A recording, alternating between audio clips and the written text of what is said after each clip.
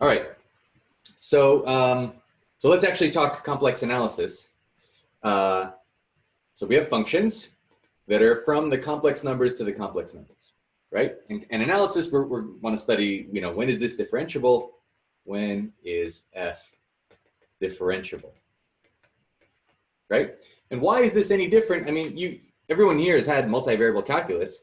So if you had a function from R2 to R2, when is it differentiable? Same question, right? What does it mean for a function from R2 to R2 to be differentiable? What do you guys think? What's differential calculus about? Having a linear approximation to the function. Exactly, linearization. Calculus is just linearization. Calculus is you have something complicated, don't worry about the complicated, zoom in and it looks like a line.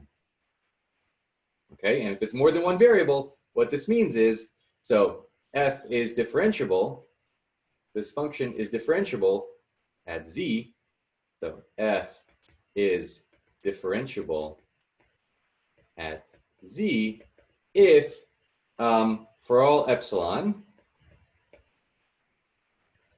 well, if given epsilon, let's do it this way. If given epsilon, all h of size less than epsilon, let's use a little o notation. That's even better. Maybe. I think it's good to introduce this notation anyway. If f is differentiable at z, if f of z plus h is equal to, well, it should match the value. So that's f of z.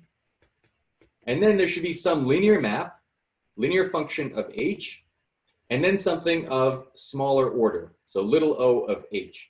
Does everybody know, has anyone seen this notation before, little o? It allows you to avoid all kinds of epsilon delta things. So if you haven't seen it here, so let's call this the error term. Let's call this E. E equals little o of h means that if you, well, it means E over absolute value of h goes to 0. And in general, little o of 1 is something that goes to 0. So in other words, as what? This goes to 0 as h goes to 0. In other words, what this means is locally, in a neighborhood, if h is small, in a neighborhood of z, the function looks like f of z plus a linear map. So it's an affine linear map locally, which is exactly what this tangent line, linear would be a tangent line that goes through the origin. The line doesn't go through the origin, it goes through somewhere else. Does that make sense? And what is, so f from R2 to R2 is differentiable if it's locally linear, locally affine linear. And what is L? What is this linear map? So L is a linear map, so we can represent L as a matrix, right? And this has nothing to do with R2 to R2. This is Rn to Rm, right? Same thing with if this was Rn, let's see. I'm learning this new toy, Rn to Rm is locally differentiable, then what does that mean? That means f of x1 through xn, which is of course an m tuple, f1 of all of those x's through fm of all of those x's, is approximated by, so f of z plus h, where z is now one of these vectors and h is a vector of such things which is small, is f of z, which is just a single point, it's just a value, and a single m tuple, a value of Rm, plus again L dot h, in other words, a matrix.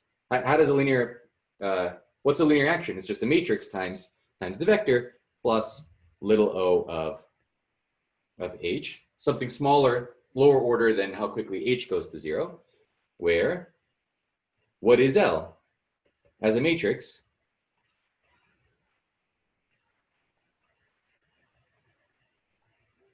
It's df dx dfdy on the left column, and or dfdx.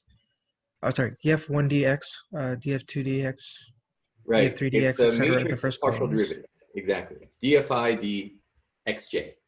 So this is so it's a right. This is a n vector, and this is an m vector. So this had better be an n by n matrix. So i's range over n and j's range over m. That's a j. Right. So all this is saying is function is differentiable if locally it looks like a shift plus just a linear term. And what is that in our case? So if we write f, so now let's go back to R2. So we can say f of x comma y instead of x plus iy, right? I mean, we're going to start thinking about it as x plus iy. We'll write it as u of x plus iy plus iv. So u is the real part of f and v is the imaginary part of f. And as an R2 function, this is just a tuple, u comma v. Right? And so the linear function, the linear map is a matrix u sub x, u sub y, v sub x, v sub y. It's a 2 by 2 matrix. Does that make sense? Okay. Now, let's look again at this relationship and see what we gain from using complex numbers and not general vectors. What we gain from complex numbers is that we can turn this, let's manipulate this a little bit. So let's see.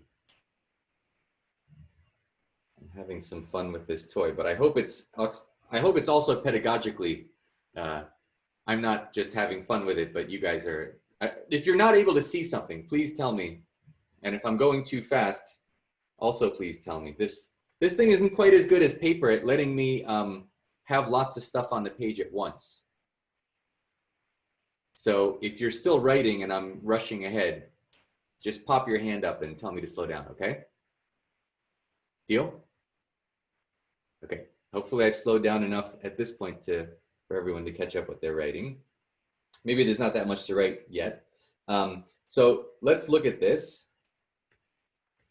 So if I just manipulate a little bit, f of z plus h minus f of z, and I'll divide by h, that's the thing that I can do over the complexes, which I can't do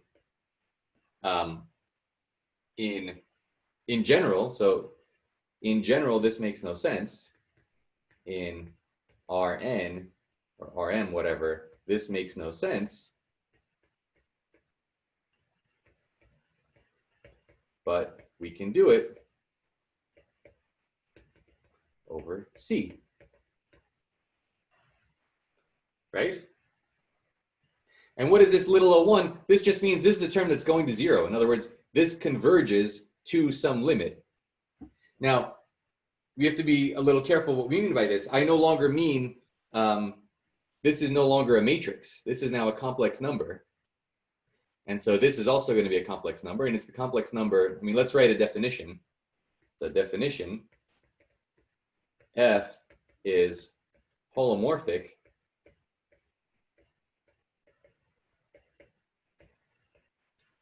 why don't we just call it differentiable? It's a very special thing that happens when you consider complex differentiability. And so it has its own name. It attained its own name over time. F is holomorphic at Z if, when you take this usual, I mean, this is calculus you learn in high school, right? But why am I making a big deal out of this? If this has a limit as h goes to 0, if this exists. And if it does, then we call this the derivative of f at z. Okay? So far, so good. I mean, I haven't done anything, right? This is like baby calculus. Well, let's look at this a little bit more closely.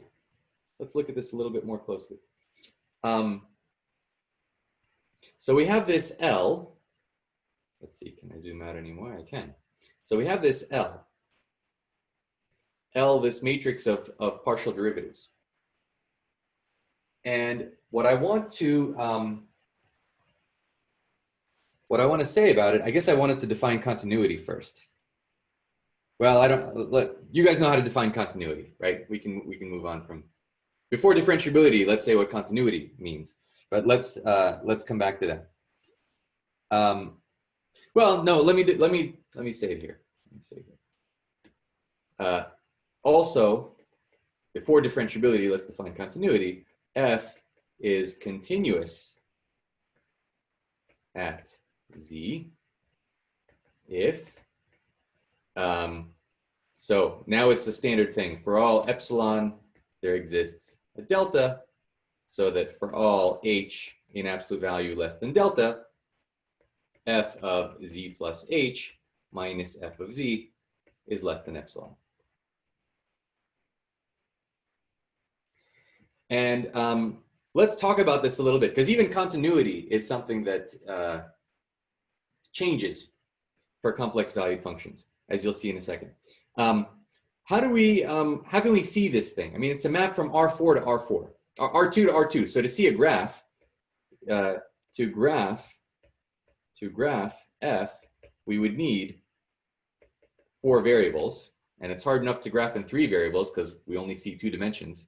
But we believe that we're seeing 3-dimensional things because we actually are only seeing 2-dimensional things at any one time. So when we see a 2-dimensional image on the screen, we're used to the fact that we're seeing some projection of a 3-dimensional object onto 2D. R4 now becomes really hard. What I and many other people prefer to do is to see F, you show the before and after. The before and after image. In other words, here's Z, and then F does something else. So what is continuity? Let's think about continuity in the context of holomorphic maps or complex valued maps. So if this is Z, this is some point Z, well, I don't know where F of Z takes it. It takes it over here somewhere. Here's F of Z. And what does continuity mean? It means for every epsilon, there is a delta, so that if I take a delta neighborhood of Z, I never leave an epsilon neighborhood of F of Z, right? The same as what it meant in real variables. So a delta neighborhood of Z is some nice circle. So this is a ball of radius delta around Z. And what happens to the image of every point there? Well, I don't know. It could do something rather weird. But whatever it does, it needs to still be inside a ball of radius epsilon. So this is my epsilon ball, this is my delta ball, and this is the standard definition, okay? Now, let's look at some examples. Let's look at an example function. So here's a function that is kind of the quintessential function, to me at least, that illustrates the difference between complex analysis and real analysis.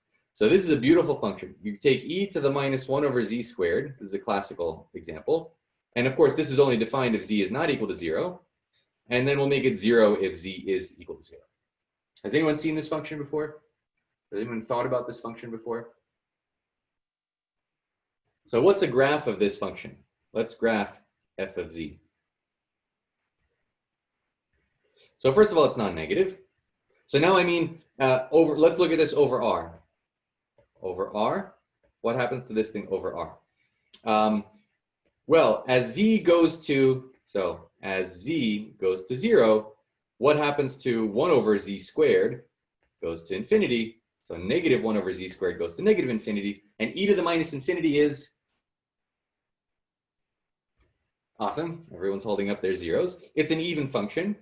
So it looks kind of like this. In fact, it really looks very flat, as we'll see in a second. And as z goes to either plus or minus infinity, what happens to this? F goes to e to the 0, also known as 1. Okay, so the function kind of goes like that. And this is 1.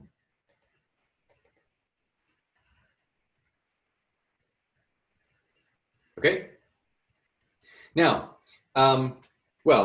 so by placing this point 0, we made it continuous. I mean, this is what we argued here. this is what we sort of argued here, f is continuous. What about differentiable? Is f differentiable at 0? Yes. Okay. Is f differentiable at 0? You say yes. Why? So what is f prime? We can still see f. At 0 or in general form? At well, in general, and then we'll see what happens at 0. I guess you could do the chain rule. Chain Right. rule. So e to the minus 1 over z squared. E to the f is e to the f times f prime. And f prime, we have -1 to the, -1 times z to the -2. So I get -1, I bring down the -2, and I get a z to the -3. And what happens to this as z goes to 0? This part's blowing up. This part's still going to 0. Which one wins? The 0? Yeah, the exponential will go to 0 way faster than any polynomial in z to a negative power. So f prime also goes to 0 as z goes to 0. Fine. What about f double prime? Well, now it gets even uglier. But in fact, all you have to notice is that you'll always get a factor of e to the minus 1 over z squared, and then you get some polynomial. So the nth derivative will be some polynomial in 1 over z. And no matter what that is, that does not blow up anywhere near as fast as e to the 1 over z squared, -1 over z squared, decays to 0. Okay, so these all go to 0 as z goes to 0. So in fact, not only is this function once differentiable, it's n times differentiable, and all the derivatives are continuous. So f is the best kind of function, well, almost the best kind of function you could hope for on the real numbers. It's infinitely differentiable. It's smooth, right? So this is what you call smooth for real valued functions. But there's some funny things about this function. So, for example,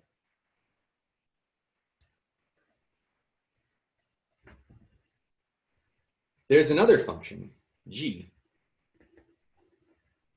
which is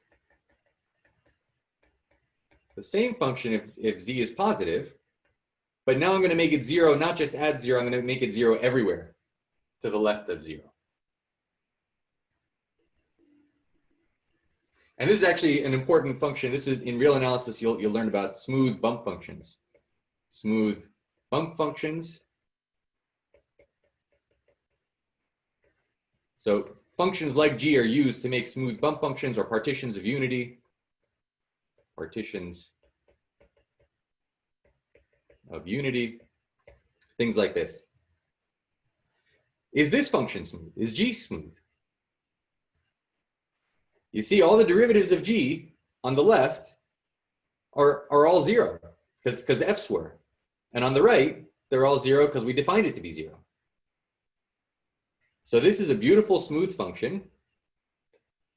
So g is smooth, and f is identically equal to g in some region, and f and g disagree on another region. Well, I guess they agree at 0 also.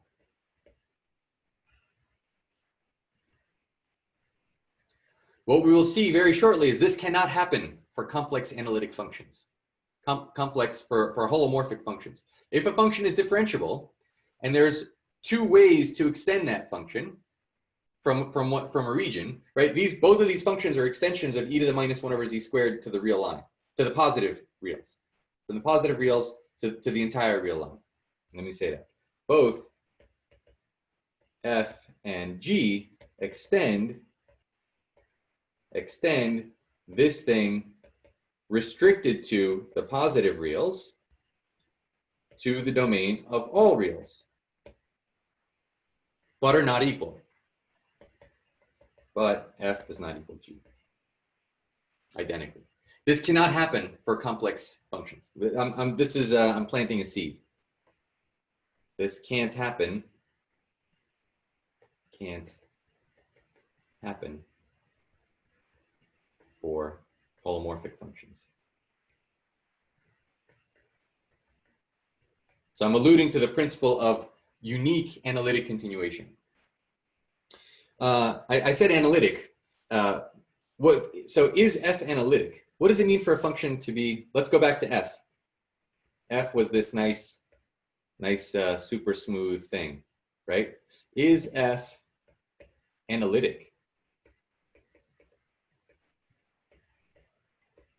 How many of you have seen the definition of analytic before?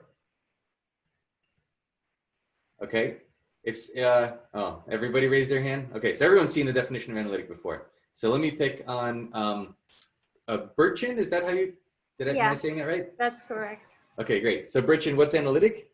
A function which is holomorphic on C, the complex numbers. That is correct, but we will prove that. That will be a theorem. Yeah. So a lot of places, and I'm doing it myself, just use holomorphic and analytic completely interchangeably. But actually, analytic had its own separate meaning before it became conflated with holomorphic. Does anybody know what that separate meaning is? Means Power series expansion. Power series. Yeah. Power series, right. F is analytic. So analytic means you can do analysis with it. And what was Newton doing is everything that he did, he broke into a power series and integrated each of the terms, right? So analytic means the power series represents the function. Power series represents f, i.e., in other words, what do I mean by that? What does it mean for a power series so definition, f is analytic at z if there exists some positive epsilon, and there exist some numbers, a1, a2, some coefficients, such that for all h, in other words, I want a ball around, I want some neighborhood around z, so that for all points in that neighborhood,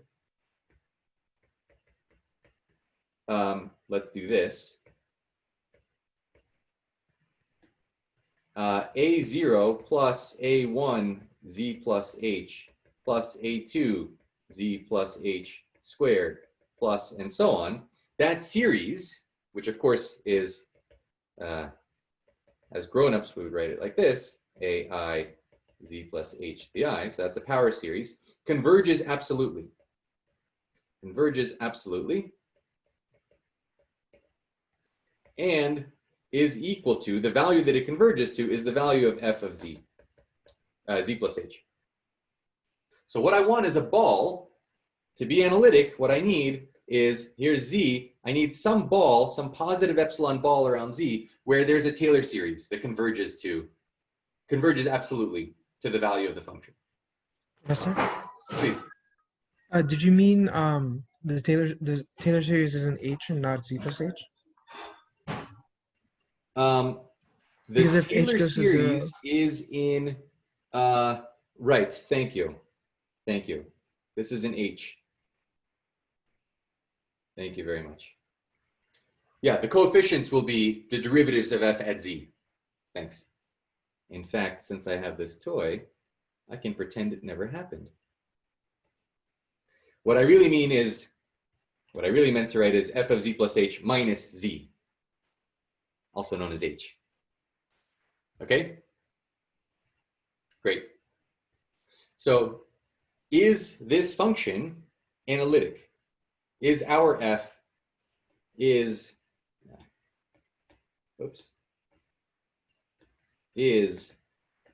this f that's equal to e to the minus 1 over z squared, or 0, when z is equal to 0, is this analytic?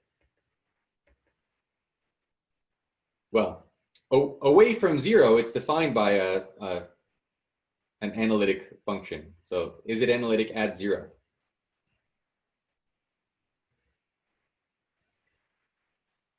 What are its Taylor coefficients? They're all zero. They're all You know. zero. Yeah. All the Taylor coefficients are zero. So if it's to converge to anything, it'll converge to, I mean, so this A0 is an A1, A2, and so on, they're all equal to zero. And in what neighborhood is F identically equal to zero? There is no neighborhood. There does not exist an epsilon. There does not exist a positive epsilon on which the Taylor series actually describes F. So it's not analytic. It's differentiable, but it's not analytic. It's infinitely differentiable. It's smooth, and yet still not analytic. This cannot happen with complex valued functions, which is why, as Bertrand said, we will eventually use analytic and holomorphic completely interchangeably in this subject. Okay, so fact, to be proved later, holomorphic implies analytic. All right. Right. So let's go back to differentiation. Actually, before we go back to differentiation, let's look at this function. Now let's look at this function. If this function is so nice for real values, is it equally nice for complex values? What about f of z equals e to the minus 1 over z for z in C?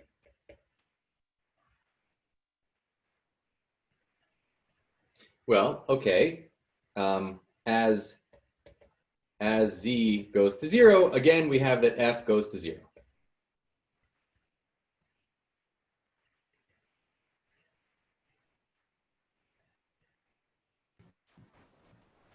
No, it's not true. That's not true. This is not any longer true. It's not even continuous. Not only is it not infinitely differentiable as a complex analytic function, it's not even continuous. So as a complex function, as a C-valued function, it's not even continuous.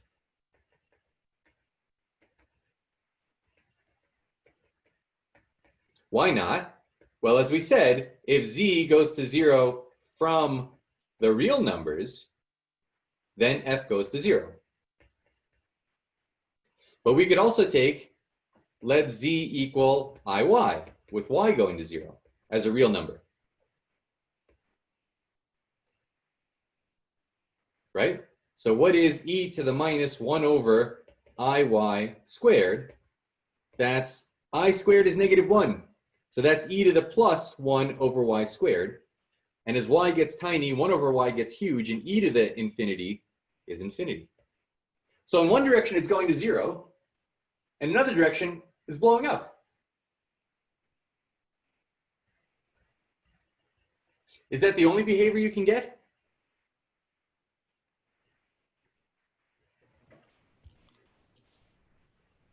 What do you guys think? I think you can make it converge to anything or something like that. Yeah. So just to give you one further example, so we've seen as you converge from the real line, it's going to 0. As you converge to 0 from the imaginary line, it's blowing up. Let's look about this 45. So if z is equal to, what is this, e to the pi I over 4 times lambda, where lambda is real? How about on this 45 line? E to the minus 1 over e to the I pi over 4 lambda squared. What is that? What's the square of e to the I pi over 4? It's just I think. E to the I pi over 4 squared is e to the I pi over 2. Also known as I. Yeah, everyone's showing me. Exactly. So this is e to the minus 1 over I lambda squared. What's the absolute value of this thing?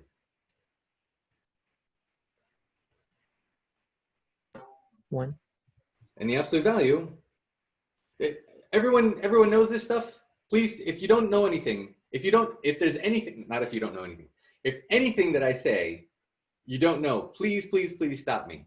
I'm testing the pace. Very soon I will know the things that you know, and we'll all know the same things, and then we'll be able to carry on at a reasonable pace. But please slow me down if I'm saying anything that doesn't make sense. This is a real number. This is e to the, this isn't, let me write it like this, e to the I, because negative 1 over I. So this is e to the I times 1 over lambda squared.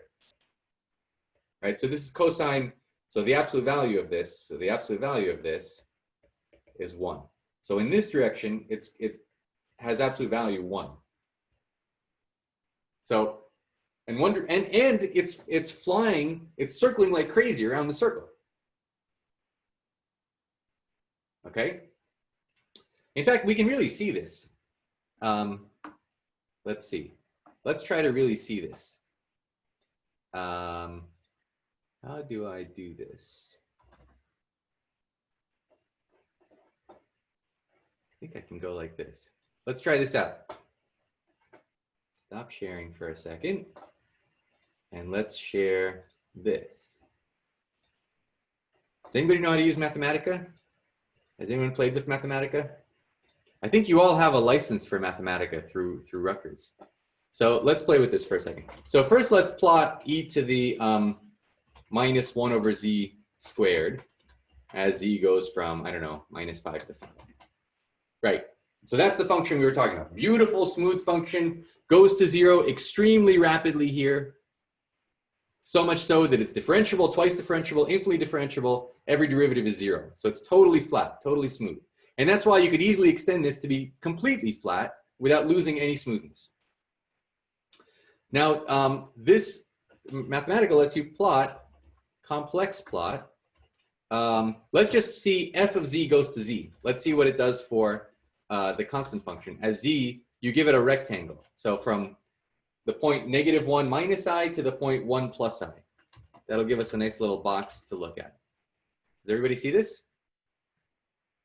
So here's a nice little box to look at. And well, lo and behold, the absolute, so what this is showing you the absolute value. The absolute value is just like the usual absolute value function, just a 45 slope out of the origin. And then it's showing you, let's see if I can line this up. It should be Roy G. Biv. It's showing you the argument. I can't write and do Mathematica at the same time. If z is equal to some rho times e to the I theta. Rho, of course, is the absolute value of z, and theta is called the argument. Okay? So the absolute value is what this 3D plot is showing you in its height. And the argument, the theta, is being shown by a color. So Roy G. Biv, red, orange, yellow, green, blue, indigo, violet. Goes around like this. Does that make sense? So this is how you can see a 4D plot. You give yourself an extra dimension with color. Now let's see, just to get our bearings, what about the function z squared? So think about z squared. Z squared, so let's look here. Z squared is rho squared e to the I 2 theta. So as theta goes from 0 to 2 pi, 2 theta goes from 0 to 4 pi. It circles around twice. And we can see that because look at the colors. The colors go, let's see, where's red? Here, oh, maybe I didn't need to turn it at all. Here it is. Okay, first of all, the absolute value looks like a parabola. Z squared, absolute value, right? It's radial as a function of rho. The radial value will be a parabola. And then it goes red, orange, yellow, green, blue, indigo, violet, red, orange, yellow, green, blue, indigo, violet. As theta spins around once, the colors spin around twice. And that's the plot of z squared. You guys see that? Does that make sense? Any questions on this? How many of you have put in e to the minus 1 over z squared into this thing? Has anyone? Ah, good. Ah, good. This will be fun. The first time you see this, it blows your mind. You're in for a treat, I think. Let's hope. Ah, yes. Okay, so check this out. This is what's going on. This is maybe not so easy to see. Again, it's showing you the absolute values, and then the colors are showing you the spin. So for example, if we go along the real line is this direction. Everybody see that? This direction is the positive real line, and this direction is the negative real line, when the angle is basically red. And it looks like our function is going to 0 very nicely at that. I mean, it's hard to see. It's hard to see inside this thing, sort of looking under its pants or something. But that's going to 0 very nicely. How about from the imaginary side? Of course, it's cut off the fact that it's blowing up super exponentially in the imaginary direction. And how about on the 45-degree direction? On the 45-degree direction, what you would see, I mean, it's maybe a little hard to see, but it's, let's see, what's the height of this thing? Oh, the height of this thing is already 10. So at height 1, if we look in the 45 direction, at height 1, yeah, maybe we do need to look at it kind of like this. At height 1, there's a line that goes through here. You see that? In fact, I think I can give me the height 1. So we know what's above 1 and what's below 1. Whoops. I can't plot both of these. Does anybody know how to use this thing? I'm sure I can. Let's show both of them. Show this and show this. Okay, so the red is the height 1. So anything under the red is less than 1 in absolute value. Anything over 1 is bigger than red in the absolute value. And look at that nice 45-degree line where the two meet. The two meet on the 45 line because that's exactly where the absolute value of this thing is 1. Okay, and along that line, what's happening is look at how the colors are spinning wildly. Because we're seeing e to the I 1 over lambda squared. And as lambda goes to 0, that just goes to infinity very quickly. And so it's like sine of, the argument here is like sine of x squared, e to the x squared as x goes to infinity. Does that make sense? Okay, so this function, which was a beautiful, can I turn it off or you want to see this? I'll save this and post it. Okay. Let me stop sharing and let's go back to the iPad if we can, to the toy. And here it is. Just need to put it where I want to see it. Okay, good. So can you guys see this? We're back. So this function f, this e to the minus 1 over z squared, was a beautifully behaving function in the real variables and is completely chaotic. In fact, this is what's called an essential singularity that we'll get to. I'm planting seeds right now. I'm still planting seeds. This is what's called an essential singularity. Professor, Yes. can we show something which converges to a finite value other than 0? Like in an explicit example. Say that again. Something that converges to a value other than 0 in the complex sense? Yes. Can you just take this function plus 1 or something? No, I mean in a direction towards 0.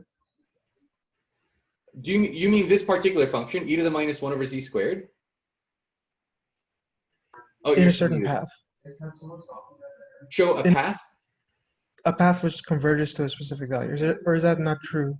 Is it that every value happens in every open disk around it? Or was it? Well, no, there's definitely, because it's doing all this crazy stuff, you can choose crazy paths that keep it on various tracks. Is that even right? I mean, you Well, have the there's two certainly cards too. subsequences along which it converges. I don't know if there are paths along which it converges. I think there are, but maybe they have infinite length. Yeah, that's a good question. That's a good question. Exercise. Tell me on we don't have class on Tuesday. Tell me on Friday what it is. It's a good question. So that's an essential singularity. Right. Any questions on this? So far, so good. Things are making sense. Okay. Right. So we talked about that. Let's go back to differentiability. Okay. So I wanted to have this discussion about continuity, difference between real valued and complex valued functions. Let's go back to differentiability. So again, f is holomorphic implies, the definition is that f of z plus h minus f of z over h converges as h goes to 0 to what we would call the derivative of f of z.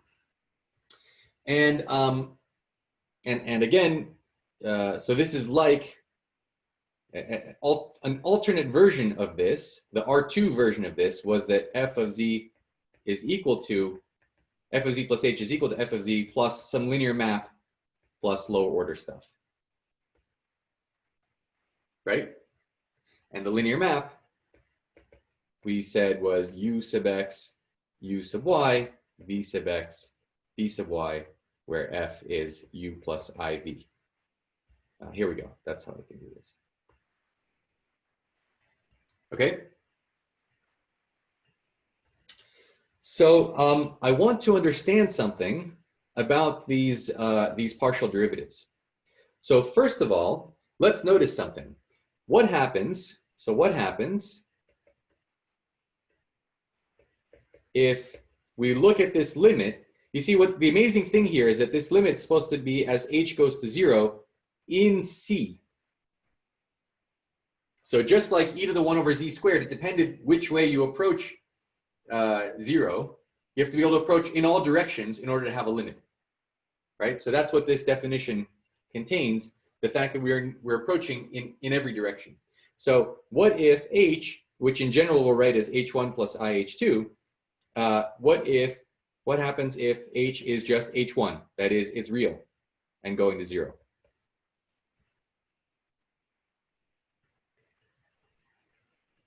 Okay, so from this point of view, all I'm saying is h, which if you want to think of this as a column vector, since I'm multiplying it on the right, h1, h2, I'm just setting h2 equal to 0.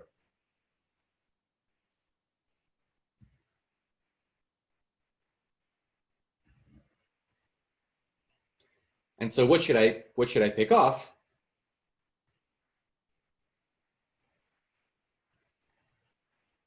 U sub x, v sub x. Sorry? Use the first column. The first column. I'm multiplying on the right, so it'll be the first row. If I was multiplying, so think of this as being 0. So, oh, sorry, you're right. First column. I have it backwards. First column. Exactly. First column. In other words, what I'll get, and again, you can think about it up here as well.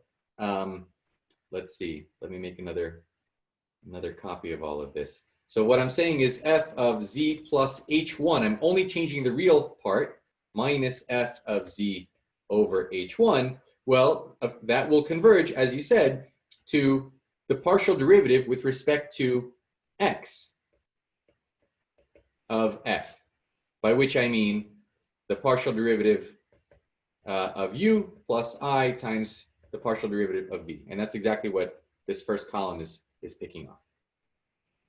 Does that make sense? And of course, that's supposed to be f prime. So that's pretty easy. One way of measuring the derivative, right? That makes complete sense. F is a function, f of xy is a function of u of xy comma v of xy. And what should the derivative be? Well, it should be the partial derivative of u with respect to x, comma, the partial derivative of v with respect to x. Make sense? But what if we go in the other direction? it's not the other direction. What if we go in n other direction? If we go in another direction, if h is equal to IH2, where H2 is real and going to 0. Now what are we saying? Now the derivative formula would ask us to say f of z plus IH2 minus f of z divided by IH2, I think. divided by IH2. Because I need to divide by h, and h is IH2. I'm not dividing by H2, I'm dividing by IH2. So this is 1 over I times the derivative where I'm only wiggling the y parameter. I'm keeping the x parameter fixed, so I'm coming vertically down or up. I'm keeping the x parameter fixed, I'm not moving side to side, I'm just moving up and down. So what will I get if I do that? In terms of u's and v's, other than Ishan? You should get the second column, I think. I'll get the second column. I'll get u, the derivative of u with respect to y, plus I times the derivative of v with respect to y. In other words, the partial of f with respect to y. I only wiggle y, then this is what the derivative in y would be. In terms of real variables.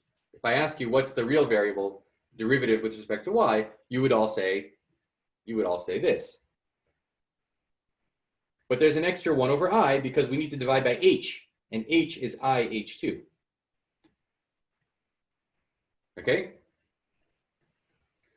So, but this thing is supposed to go to, doesn't equal, it goes to, but this thing is supposed to also go to the derivative.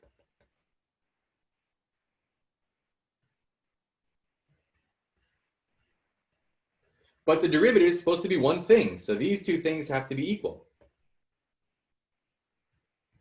And we just proved, I think this is our first theorem. So theorem.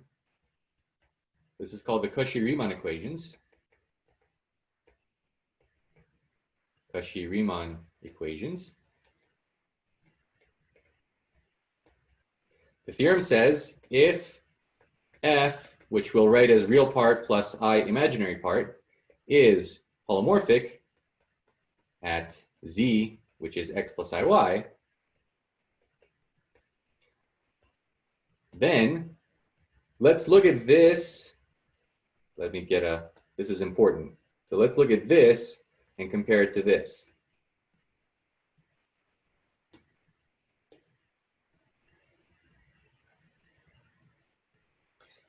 Let's look at the real parts. So the real part of here is u of x. And what's the real part here? V of y. Yeah, there's a 1 over I times I, so it's just v of y. And if we look at the imaginary parts,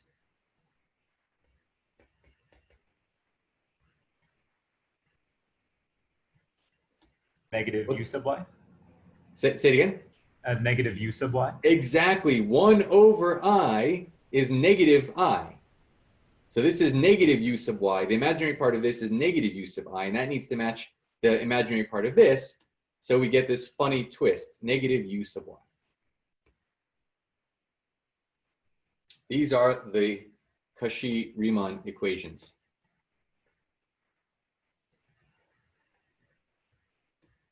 Now, let's think about what that means in terms of this matrix L.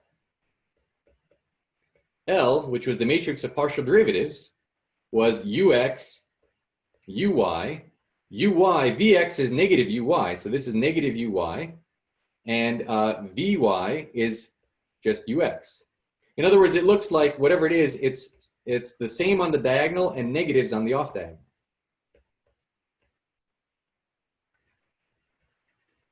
Thomas, questions? So do we get the same thing just by demanding that L represents a complex multiplication? Because like only certain matrices will be the action of multiplication by a complex number, or represent it in terms of real numbers rather. So do we get the same thing without doing any limits? Yes, it has exactly the same effect. And actually, that's exactly where I'm going next. Let's understand what the geometry is of these transformations as opposed to general linear transformations. So what is this geometrically? What does this mean? What does this mean geometrically?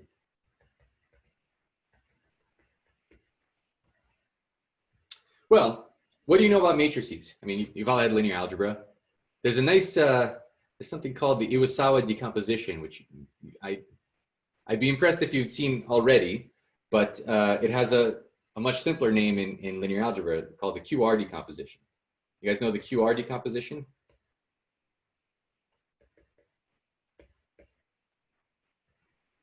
How many of you have seen QR? Maybe not in this name. Okay, so not, oh, okay. So almost everybody, not everybody. So what this says is any matrix, including L itself, has a representation as QR, where Q is orthogonal and R is upper triangular. Okay, so in general, well, I think you know the QR. Let me not take time to prove this for you, but this is a very easy linear algebra thing. There's always a way to rotate. If you multiply by a rotation, either on the left or on the right, for some reason people do it on the left. Yeah, Iwasawa coordinates usually are called NAK. So the K, the orthogonal, the maximal compact, goes on the right. Doesn't matter. So whatever your matrix is, there's always a way to rotate it to make it upper triangular. So in particular, any L will look like orthogonal matrices. So let's do 2 by 2 for 2 by 2. For 2 by 2, what is an orthogonal? What's a prototypical orthogonal matrix? Identity. The identity is definitely orthogonal. It's also upper triangular. Do you know another one? Cos theta minus sine theta, sine theta. Exactly. So it's cosine theta, sine theta, minus sine theta, and cosine theta times an upper triangular. Now, upper triangulars you can decompose. So I have, in general, upper triangular would mean something, something, something, 0. But let me pull this out into a diagonal, whatever the diagonals are. And then I'm left with something with just ones on the diagonal and then some shift. And then some top right entry. Okay? Have I lost you? I forgot what orthogonal was defined as again. So orthogonal, there's a variety of definitions. One definition is that Q times Q, that Q transpose is its inverse. So if you look at what this means, if you unravel what this is saying, it's saying that if Q is ABCD, then Q times Q transpose, which is ACBD, and this is supposed to be the identity. And if you look at it, it's A squared plus B squared, and so on. And A squared plus B squared needs to be 1, and these things need to be 0. And if you follow that around, you get basically up to plus or minus. It has to be that up to plus or minus. It has to be of this shape, because the circle is parametrized. A squared plus B squared is parametrized by sine cosine. Okay. So basically, that's the proof of the QR decomposition. So. Is everyone okay with the QR decomposition? So let's look at these pieces separately. So the first piece, let's give these names. Let's call this K, and let's call this A for abelian, and let's call this N. N because it's the unipotent part. Let's see. So K, I'm just introducing some names. Is a compact group, right? In fact, it's a group. The set of all matrices of this form are the circle, because theta ranges from 0 to 2 pi. And when you multiply two matrices of this shape, you get another matrix of this shape. It's the cosine, it's double cosine, cosine and sine sum angle formula. A is the abelian part. It's just diagonal matrix multiplication. And N, well, it's called the unipotence, the unipotent part. Look at its eigenvalues are both 1. So this means eigenvalues are 1.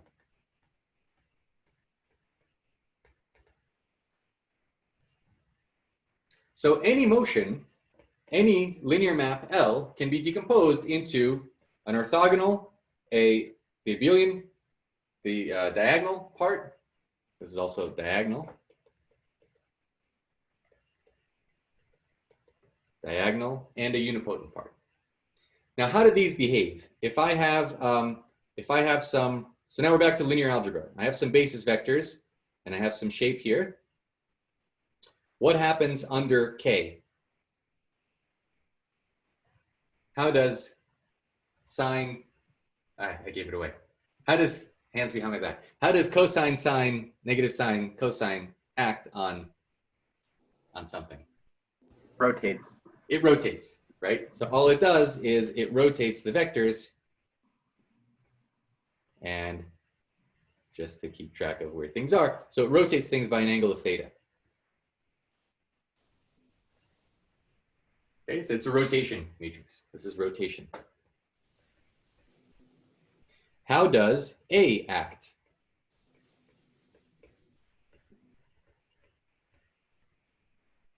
Scales along the axes. Right, it's dilation. It's dilation. So this acts by dilation. So maybe one gets large and one gets small or something. It stretches. It stretches things, but it doesn't do any rotation, doesn't do any scaling. And how about this last one, N? What does N do? Use them. Say it again. Can make the angle between the two basis vectors no longer 90 degrees. So you can make them acute or obtuse.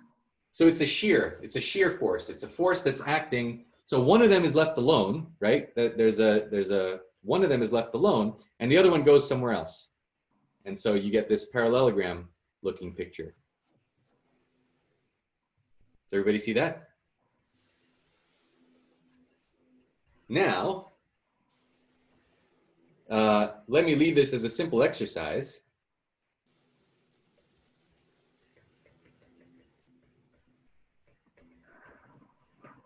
L equals A, B, negative B, A already smells an awful lot like an orthogonal matrix.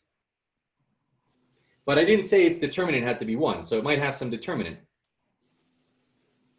But it can't have any shearing. Implies C is equal to 0. No shearing. So you can rotate locally and you can dilate however you want. You can dilate both. You can dilate, you can shrink both. You can dilate both.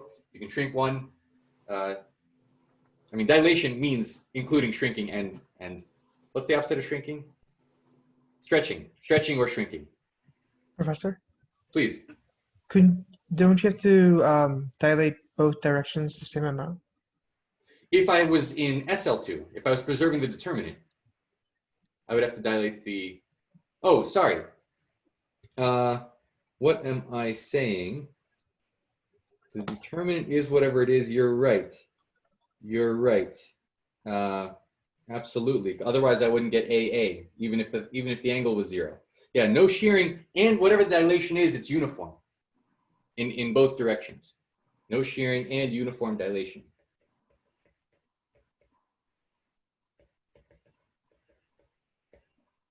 Okay? And both of these things imply that locally angles, nope, I was right the first time, not angels. Angles are preserved. Because the thing that will change an angle is the shear. This is not a right angle. And there's no shearing. think the non-uniform dilations also change the angle, but not for the axes ones, just for the off, like the 45, they change. Exactly. If I don't shear by the same amount, if I don't dilate by the same amount, then off the axes I will have some angles that aren't lining up, even though this angle this angle is lining up, but other angles will not be. So, for example, these two angles are not preserved. This angle is not preserved.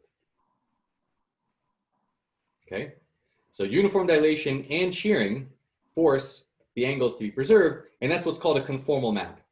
This is called conformal. Conformal. So with form, I mean, the angles are preserved locally. Okay, so if you're measuring, if you have two curves, so what this means is if I have some point Z and I have a holomorphic map, F, holomorphic, and here's wherever F of Z winds up, if I take some path and I take another path, and let's say it makes sense to measure an angle between them, then whatever the image is, it will have the same angle. Okay, if the path is somehow differentiable and I can measure, and it makes sense to look at the tangent lines, and I can measure the angles between the two, then angles are preserved. Okay, so these are very, very special characteristics of holomorphic maps, and in fact, we're gonna spend a whole long while on properties of conformal functions, by conformal bijection. So that's the topic of the Riemann mapping theorem. Okay, let's do just a couple more things. So L, as we said, is ux, uy, negative uy, ux. So what's the Jacobian? I mean, some people call this the Jacobian, some people call the determinant of it the Jacobian. What's the determinant, or the absolute value? What's the determinant of L?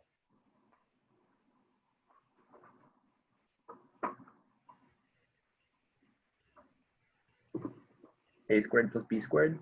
A squared plus B squared, yeah. So it's A squared plus B squared, also known as U sub X squared plus U sub Y squared. In particular, these are two real quantities. U is the real part. So not only is this, there's conformal, if I how should I say this? If I do an orientation reversing transformation, that's also conformal. That also preserves angles. It doesn't preserve orientations. Okay, so let's look at Z maps to, so F of Z is equal to X minus IY, also known as Z bar. Then what happens to this? This is already a linear map, but the real part is not changed, but the imaginary part is changed. Let's see if I can draw this smiley face upside down. Okay, so this is also conformal. It's going to preserve all the angles, but it's well, so most people call it anti-conformal because it's anti-holomorphic. So this preserves angles, but not orientation. I mean, we haven't really discussed orientation. All I'm saying is, if the determinant were negative, so what's the determinant of this transformation? X goes to X and Y goes to negative Y, and that has determinant negative 1. Okay, so L in this case would be this. Does everybody see that? So not only are angles preserved, but orientation is also preserved.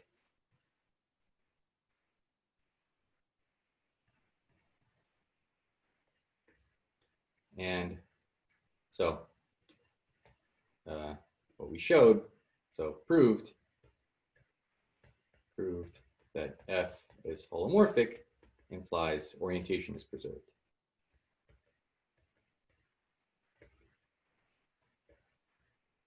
I didn't really, well, you can think of it as, I didn't really define orientation, but you can think of it as the determinant of the Jacobian being positive, not needing absolute values. There's no flip that needs to take place out of the plane.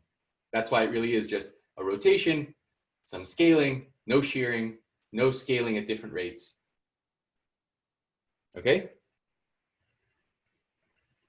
All right. And let's look at this a little bit closer.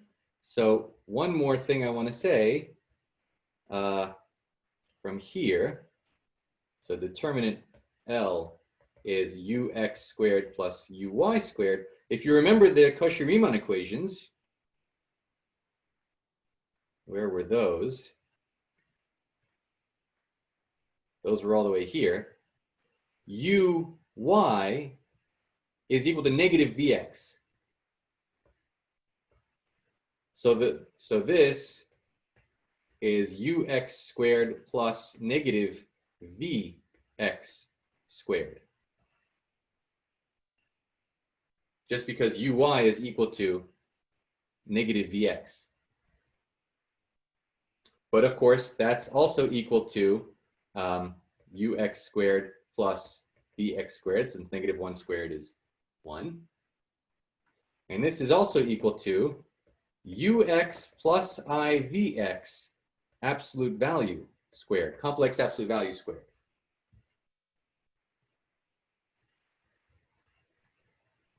Well, what was this?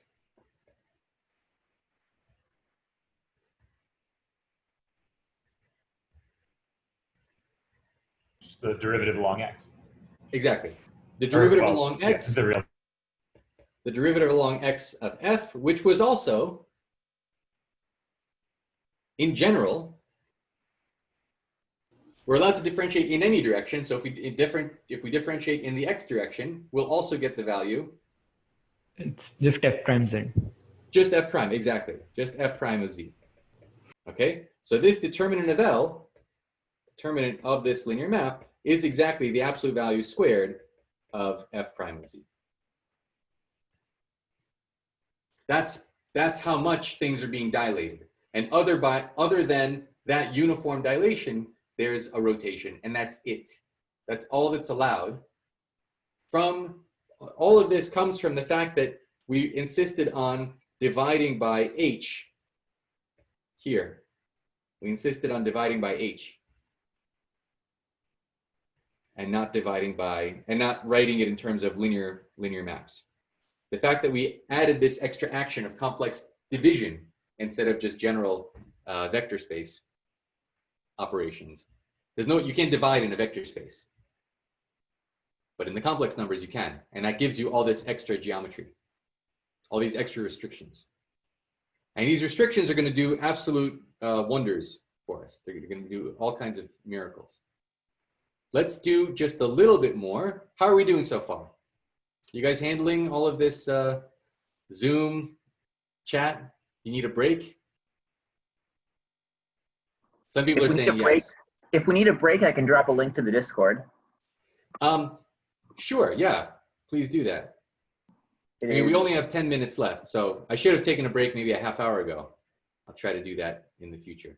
I think a link to join is in the chat. Awesome. Yeah, we'll talk about the Discord in a minute. Can we go on? You got 10 more minutes of energy? Or do you want to call it quits here? I have one more thing I want to cover, and then I promise I'll let you go. That's good, Hannah. That's a good stretch. Okay, let's go.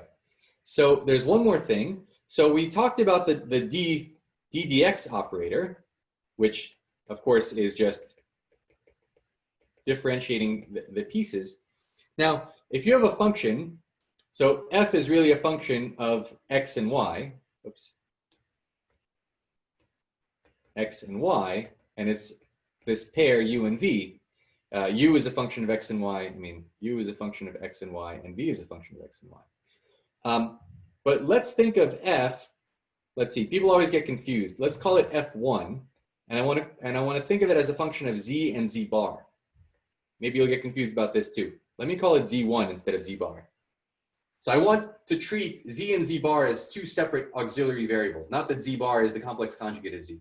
So I want to think about a new function. So let f1 be equal to f of, how do I get x? If I have z, and you should think of z1 as z bar, how do I get x out of it?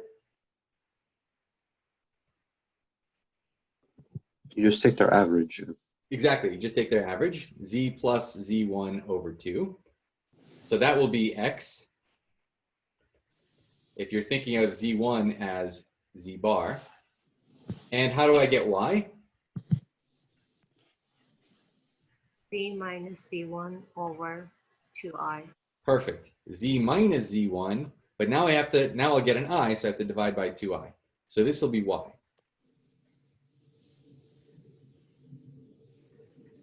Okay?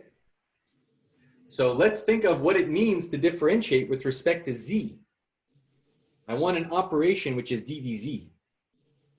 What should it mean? What should d dz mean? If I want to write this d dz.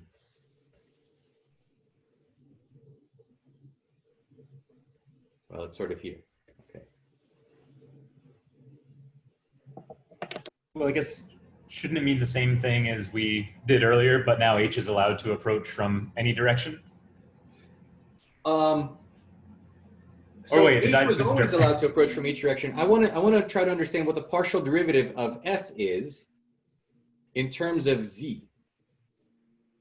So we've written f as a function of two things.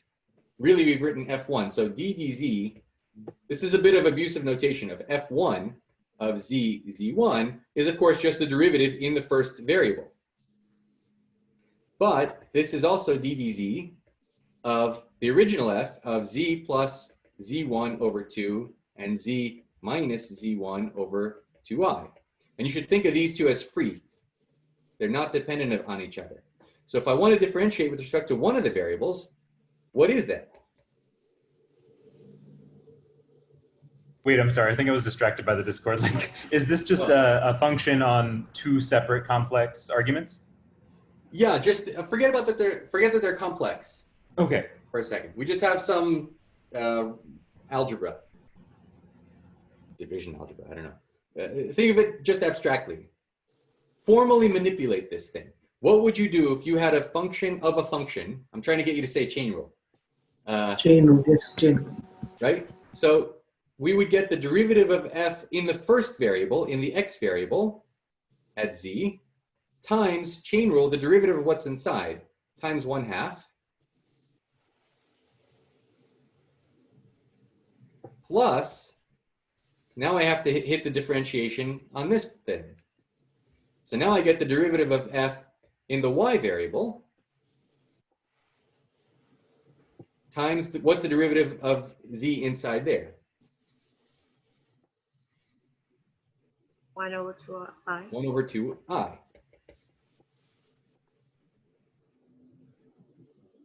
Okay, so as an operator, as a differential operator,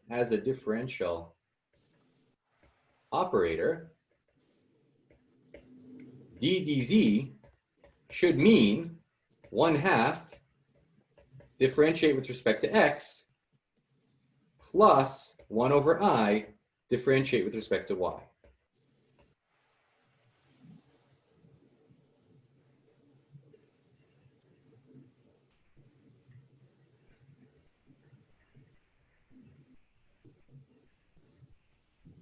And then what should d dz bar mean? Well, here I call it z1, because if I write z bar, then experience shows that people get really confused, because how do you differentiate? So by z1, by z bar, I mean z1, where z1 is some auxiliary variable not dependent on z. So if these two are completely independent variables, what would happen here? So if I differentiate with respect to z1 here, I get, whoops. I'm rushing a little bit because I'm out of time. I would get this d dx and then a minus 1 over I d dy for the same reason. Okay, when I'm differentiating with respect to z bar, I get a minus 1/2 over I. Okay, So play around with this a little bit if this is confusing. But now I want to see something. What if f is holomorphic? So this is the last thing we'll do. If f is holomorphic, then we have the Cauchy-Riemann equations. The derivative of the real part with respect to the real part is the same as imaginary with respect to imaginary, and the cross terms change by a minus sign.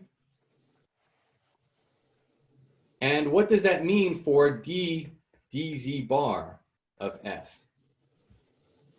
Should be 0. Well, let's see.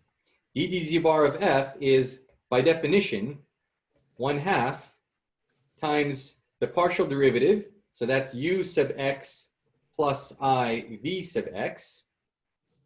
So that was just the partial derivative with respect to x, minus 1/I times the derivative with respect to y. The derivative with respect to y is still u sub y plus I v sub y.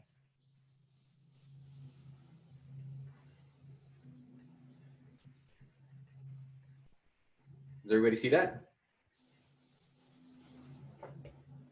And what do we get? This I, 1/I cancels. And with a minus sign, I get 1/2 ux minus vy plus I times vx. And now I get a negative 1/I is just I. So this is plus uy. And the Cauchy-Riemann equations say both of these things are 0. So a function is holomorphic if, and I think one of your exercises proves only if it's only a function of z. So f is holomorphic means only a function of z in the sense that d dz bar is 0. Does that make sense? All right. Let's play with that. We're out of time, and we'll come back to more stuff on Friday. No class on Tuesday.